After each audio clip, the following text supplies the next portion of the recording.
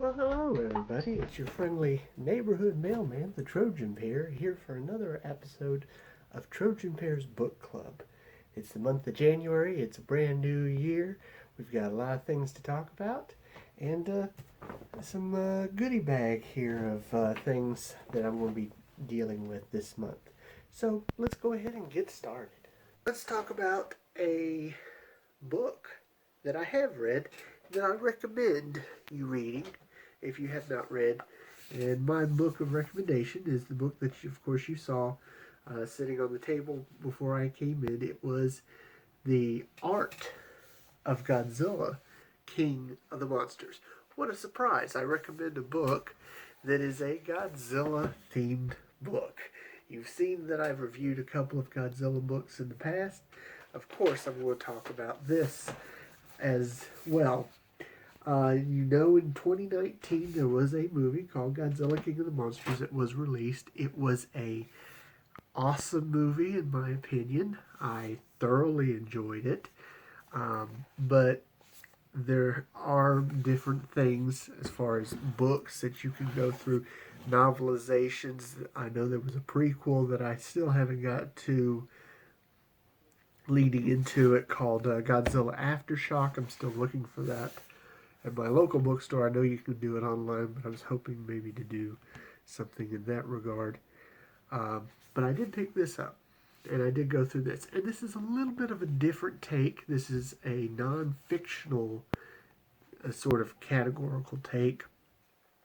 But I wanted to do this because this is something that's a little different, but I think is also sometimes underappreciated, is different type of books, not just your typical novels and whatnot. And I do like to feature stuff that is not always the same thing. On the back here, which got this really nice image here, kind of get you into it. It says, Making Monsters. Following the global success of Godzilla and Kong Skull Island comes the next chapter in Warner Brothers Pictures' legendary pictures cinematic monsterverse. An epic action adventure that pits Godzilla against some of the most popular monsters in pop culture history. The new story follows the heroic efforts of the cryptozoological agency Monarch as its members face off against the battery of god-sized monsters, including the mighty Godzilla, who collides with Mothra, Rodan, and his ultimate nemesis, the three-headed King Ghidorah. When these ancient superspecies, thought to be mere myths, rise again, they'll all vie for supremacy, leaving humanity's very existence hanging in the balance. Now, of course, this is a synopsis that is not quite 100% accurate, as a lot of these things are, obviously. But this one, of course, is basing it upon probably just what they know about the movie, so they're not too sure exactly how it's going. But if you've seen the movie, there is a little bit of inconsistency with that. The Art of Godzilla King of the Monsters is an in-depth, behind-the-scenes look at the epic movie, packed with concept art, on-set photography, and insight from key members of the production, including director Michael Daughtry. This beautiful book tells the story of how Godzilla, Mothra, Rodan, and King Ghidorah were brought to terrifying life. And one of the main things, this is actually a good book to kind of go through and to read some of the behind-the-scenes stuff, especially when you read something like this. You kind of gain a little bit of an appreciation for those that actually worked on this stuff, the production and what their thought processes were. I think it helps you be able to appreciate the movie a lot more as well.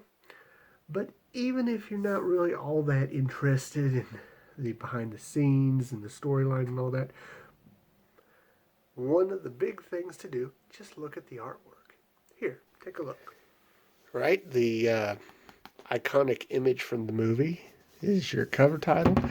But just take a look at just some of these amazing images, whether they're concept work. A lot of it is just some images that they drew up for it. There is a lot of different sections that you go into. Basically, they got sections on different key characters, different locations that are featured in the movie, as well, obviously, as the various monsters like Rodan and King Ghidorah and Godzilla. And they kind of do this in a particular order. They are basically going through the movie's progression for the most part. So, like, you see the beginning, Dr. Emma Russell, she's one of the first characters that appears in it, and one of the last locations is Boston. So, it does have a progression that's very similar to that. But you'll see actual pictures of people like the director, and then a lot of the concept work on it, which is, I think, very neat to look at.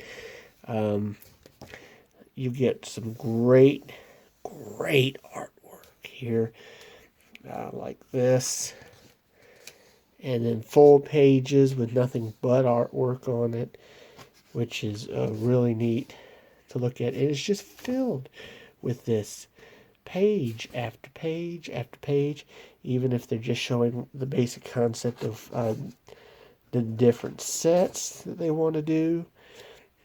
It really is a wonderful thing to have, particularly if you're a fan of Godzilla, and if you enjoyed this movie as well. This will give you deeper appreciation, I think, for the movie. So, I recommend for anybody who is a fan of the movie Godzilla, King of the Monsters, or for somebody who is a fan of Godzilla in general, the people that really appreciate a lot of behind-the-scenes type story arcs about how things are made in terms of movies, something that also just like well-designed artwork concepts like these are things that I think make this a very worthwhile book to pick up, whether it's something like this, which you can see some interesting characters that were not featured in the movie, or other things, sneak peeks and whatnot into the different mindset of the directors. I find it very fascinating. So, what I recommend, pick up this book, check it out. Must have if you're a Godzilla fan. So that's all for now. I'll see you at the end of the month with my reviews of all the books that I finish at the end of this month. Till then, wish you blessings, Readosauruses. Bye-bye.